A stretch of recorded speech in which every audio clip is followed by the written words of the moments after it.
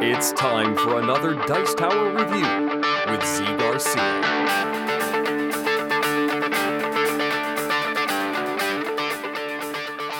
Hey everybody, Z Garcia over here, and Sam Healy, what's up, y'all? we are taking a look today at Manhattan Project Energy Empire. This is a standalone follow-up. I don't even want to say follow-up. It's just in the same world, really, as the original, the Manhattan Project. And in this one, you are a world leader, and you are trying to further your empire by building up the right technologies, utilizing the right sources of energy, all sorts of different actions. The game is basically a worker placement game, and let me give you a look at it so you see what I'm talking about here. Then we'll come back and we'll tell you what we thought of it. Here we go.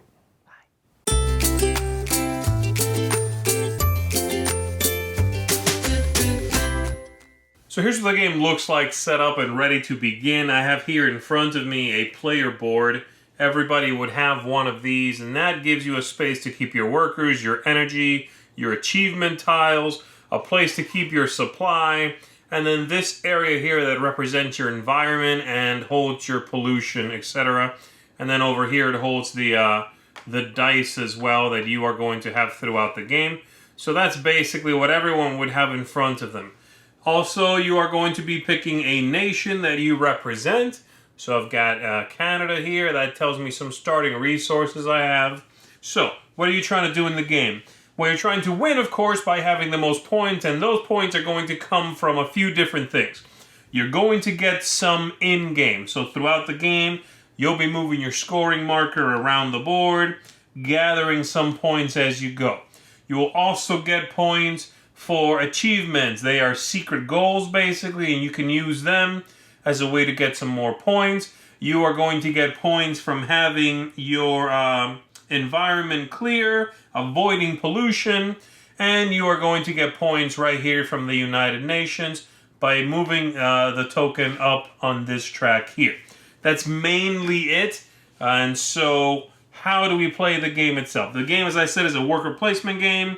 And you are going to, on your turn, do one of two things. You can either take a worker from your board, place them somewhere, so say right here. I'm going to send them to the mine. The mine, in this case, gives me 1 steel. I would take the steel, put it on my board, and then I could also, having triggered a worker on the board, trigger some special abilities in my own player area. That includes my nation and these cards up here that I'll get to in a second. So I can do one on the board and some in front of me. Second option, I can recall my workers. That's basically it. And so if I've already sent a guy out here, this one's over here, now I can on my turn just say, okay, I'm just recalling. I take them all back. I lose all my energy if I had any left, and then I roll some dice for new energy, possibly pollution, things like that. Okay? I'm going to explain in 1 second all the areas on the board and what you get from sending your workers there, but let me first explain the difference between workers and energy and where you would use one versus the other. Also, let me mention now, before I forget, that you are looking here at a pre-production copy. This is all final artwork, but it's not quite final production. Some of these are slightly different than what they're going to be. It's probably hard to pick up, but just be aware if anything looks slightly off, it's a pre-production copy, not final. So, workers can be deployed to the board, and they can also be used to trigger your own personal nation card, or these cards as well. The energy allows you to do one of two things. You can also trigger cards and nation with energy, and if someone has already gone somewhere, so let's say, for example, that we have the green player, and let me grab one of their little markers here for green. Let's say green player has already gone here, and I want to go there as well. I can send my worker there with more energy than what's been played there. So I can send 1 energy and my worker, and I also get to activate that power. Someone can now come in with 2 energy and a worker, and also utilize that power. So that's what the point of energy is, okay? So what does every action space do? These three at the top all do the same thing. They're the market that lets you buy cards for money or for one of the resources associated with that area. Once you buy it, you will then be able to trigger that every time you go to that section. So these brown cards, you can trigger them once they're in your player area every time you go here, okay? Below that, we've got some specific areas where you can get different things. So over here, you are going to get science, and you get to look ahead at one of these global impact cards. They will affect the game in some way, penalize you for having pollution in some places, various things like that. We'll take a look at one of those later on. This one, you can give up 3 coins to get another worker and some pollution. This one lets you clean up pollution for that energy. And then over here, we have a mine, gives you steel. Oil drilling gives you drums of oil here, but you also put out a one of these tokens, which is a drill off-site or on land, and that's going to take up a space in your player board, hurting you because you have you give up a victory point every time you cover one of these squares up. Okay. Over here, chemistry, you give up one of these drums of oil to get some plastics, some science, but also some pollution. Over here, you have finance, where you can get some more money if you give your opponents some. So I can just take 2 coins and walk away. So 2 of these, or I can give myself 4 and give every opponent 2 as well. Here you get to buy or sell oil, and the price is down here. It's based on how far along the game is. And then over here you can trade money for plastics or steel for science freely between those things. So 2 coins equals one of the other 2, or 3 rather, however you want to do. So that's how that works. You can also, don't forget, trigger your card or the other cards when you go to that area, and triggering your own card is how you will advance on the United Nations track down here. We also have down here the power plant, which is how you get more dice into your pool. These are going to give you victory points, 2 apiece at the end of the game, and energy when you retire your people, when you pull them off the board. So I could send a worker here and give up, let's say, a plastic and energy, or science rather. I could give up one of each, and then I would get one of these green dice. Each one has different faces, and it depending on how clean that energy is, it depends what it gives you, and if you might get some pollution from the die. This green one, for example, does not produce a lot of energy, but it is very clean, so you're likely to not get pollution into your board, your environment here, if you're using a lot of these green dice. I will show you how that all breaks down in just a second. And then finally on the board here, we've got this area with the achievements, and the way you get more achievements is if when you decide, okay, I'm done, this turn I'm just pulling everyone back off the board, if you have at least 2 people and or energy left, you can get one of these achievements. That's how that works. So you definitely want to try to have some scoring opportunities that way. So let's say the game's jumped ahead a little bit. I went over here and I drilled and I got some barrels of oil. And let's say I've gone ahead and I went over here and gave myself some money. And I've gone ahead and gone over here and got some metal, let's say, some steel. And now it's time for me to recall my people. So on my turn, I will say, okay, I'm just recalling everybody. I'm going to take these off. I'm going to bring them back home. I had 2 energy left, which means I can get one of these secret goals. So I could take one and save it. We'll flip over a new one, so there's always 3 available. I lose that energy that I did not spend. All the energy resets. Let's also say, for the sake of argument here, I already had one of these dice. And now it's time for me to produce new energy. The way that works is I can choose to, right now, give up barrels of oil to get these dice, which are a lot of energy, but they pollute quite a bit. So let's say I'm going to do that. I'm going to give up one of them. And now these are my dice. That's my pool. I'm going to roll that pool of dice, and I'm going to see what I get. The way it works is I'm going to look at the lightning bolts, and that's how much energy I get. In this case, I got 2 and 2. So I give myself 4 energy here, put it on my board. And then I'm going to look at the higher die and see if I get pollution from that. In this case, this is a 4. It's got a little face right there that shows me pollution. So I come over here, I get one of these off the board, and I put it on my board anywhere I want to here, in this area up here. There's some bonuses if you can manipulate this in specific ways, so you got to be careful with that as well. That's basically how you make new energy. It's based on a die roll, but you can sort of manipulate that to avoid pollution. If you maybe don't need that much energy, you can kind of stay pretty clean, but sometimes you can choose to go nuclear, for example, and you'll get nuclear symbols instead of these, which is on the other side. Those are a little bit harder to get rid of, but it definitely will advance your power to generate energy, things like that. So that's how that works, and then this brown die would be lost. I would keep the black one for the rest of the game.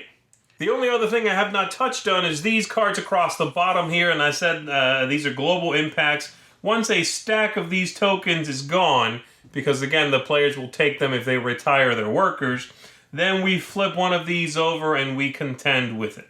So in this one, Oil Boom, it's going to give us some kind of bonus if one of our areas on the player board is clear. It's going to tell you to cycle some cards out. So for example, we would take all these green cards and discard them and replace them all. And then it tells you some power that happens, typically something that, you know, if you had looked ahead, you'd be prepared for, which is why this space here gives you not just science, but also lets you peek at one of these cards. That's how that works. And then you flip it over and that's done. And then once this stack runs out, we'll deal with this one and so on until the game is over. At that point, you're going to score up your goals, where you are in the United Nations. Your cards have victory points. Your environment, hopefully, has some victory points. And figure out who the winner is. I should mention down here one final point. The United Nations, you can have multiple players on the same spot, but if anybody jumps into the very last spot here, that can only hold a single player, and whoever is the leader down here is going to get 3 victory points as well, on top of the number at that spot. So, that's basically it. That's a really rough overview of how the game works, but this should give you an idea of the moving parts in here, how it all sort of operates, and should be enough for you to figure out if this is something you can get into. So let's go back topside and give you some final thoughts on the game. So, Energy Empire, I was not sure what to expect when I went into this. It, for one thing, and this is, I think, a kind of an issue with the production of the game, it kind of looks like an expansion to the original game. Especially with that right there on it. It definitely should say somewhere, stand in the universe of, you know, so that's a little iffy on the box design, but I wasn't sure what to expect. I like the original game. I like it a lot. I do have a couple of small issues with it, but I have to say, and I'll just come right out and say it here, this game is pretty spectacular, even compared to the first one. Pretty spectacular. I was very impressed with the things it took from the original, and it was the things I liked, so, you know, that works out for me. Like the characters, you can put them out there, or you can recall them. You can do something on the main board, and then your own stuff. Those two things are pretty much my favorite things from the original Manhattan Project. And this game took that, streamlined your turns a little bit, it felt like to me. Gave you some identity right out of the box, where you are a different nation. The original game did not have that in the base game. You could get it as an expansion. So I like all of those things. And it flows really well. What did you think of it? That was the one thing, that last thing that you hit on, having differentiation between the players. Yeah. From the get-go. That Right. was one of the things that I really enjoyed about the game, was that I am not the same as you are not the same as this person, and this person is not the same as me.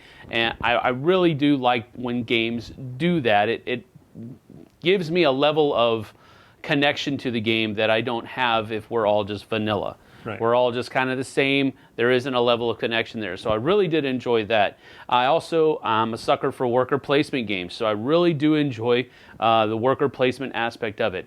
That's one of the things that I also liked about Manhattan Project was the worker placement aspect of it, and then taking your turn to bring it back. I wasn't so hot on that aspect. That feels to me like you're wasting your turn. But again, I understand that it's kind of a mechanic that needs to be there so that you can get your people back and use them again. Well, it has that little built-in push your luck thing where Yes. you want to go somewhere, but do I go there now or do I wait around and see then if this player will everybody- pull back and then boom, I can go in there without spending energy. Right. You I can like go- that You can go cheaper. Yeah. feel, yeah. So I really do enjoy that mechanic as a whole, both sides of it, placing them out and bringing them back home.